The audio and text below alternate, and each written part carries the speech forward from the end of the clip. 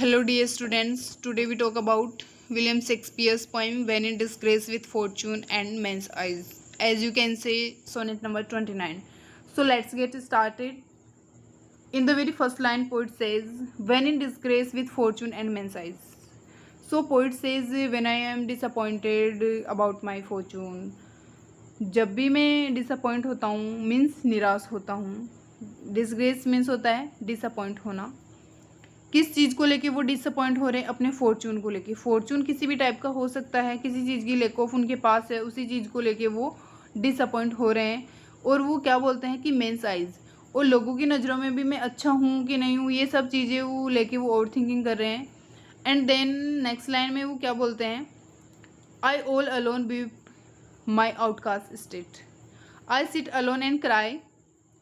वो बोल रहे कि मैं अकेला बैठ के रोता हूँ, my outcast state, because he is very hopeless. बहुत ज़्यादा होपलेस वो हो चुके हैं, इसलिए वो अकेले बैठ के रोते हैं। And trouble deep heaven with my bootless cries, और मेरी इस ब्यूटलेस क्राइज मीन्स होता है यूजलेस क्राइज, बेकार के रोने को लेकर।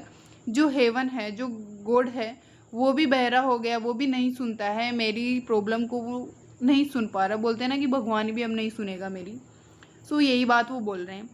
And look upon myself and curse my fate, and बोल रहे हैं कि whenever I think about myself, जब भी मैं अपने आप के बारे में सोचता हूँ, and then I always curse my fate, मैं हमेशा मेरी किस्मत को कर्स देता रहता हूँ, कोसता रहता हूँ। कर्स का मतलब होता है कोसना, फेट मीन्स होता है डेस्टिनी, किस्मत। Wishing me like to one more rich in hope, I wish कि मेरे पास भी वो सब चीज़ें हो जो एक रिच पर्सन के पास होती है। तो ये एक रिच पर्सन की बात कर रहा है यहाँ पे। सो वो क्या क्या बातें उस रिच पर्सन को लेके कर रहा है। Feature like him with friends possessed desiring this man's art and that man's scope. So उसने क्या क्या चीज़ें उस रिच पर्सन की बताई है जिसको लेके वो सोच रहा है कि काश में भी ऐसा होता। फीचर लाइक हिम, उसके जैसे गुड फीचर्स होने चाहिए, गुड कैरेक्टरिस्टिक्स। एक जो रिच पर्सन होगा उसमें अच्छी क्वालिटी होगी, वो उसके कैरेक्टरिस्टिक्स, वो बिल्कुल डिसिप्लिन में होगा। सो इस तरीके के फीचर भी मेरे अंदर होते, मेरे पास उसके जैसे दोस्त भी होते, कि जैसे उसके पास अच्छे अच्छे दोस्त हैं ना, वैसे ही मेरे पास दोस्त भी होते। डिज़ायरिंग दिस मैंस आर्ट, और उसके जैसे आर्ट भी मेरे पास होती। एंड दैट मैंस स्कोप, और जिस तरीके से उस मैन के पास में, उस रिच पर्सन के पास में ग्रेट अपॉर्चुनिटीज़ होती है, उसी तरीके से सेम मेरे पास भी अपॉर्चुनिटीज़ होती।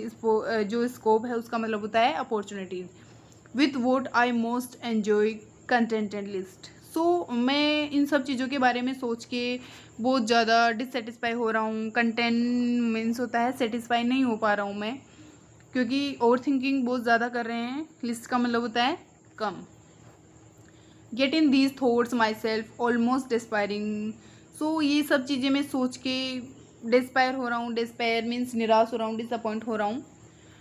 Happily I think on the, happily means suddenly, I think about you, suddenly जब भी मुझे तुम्हारी याद आ रही। ये जो यहाँ से पोइट है ना,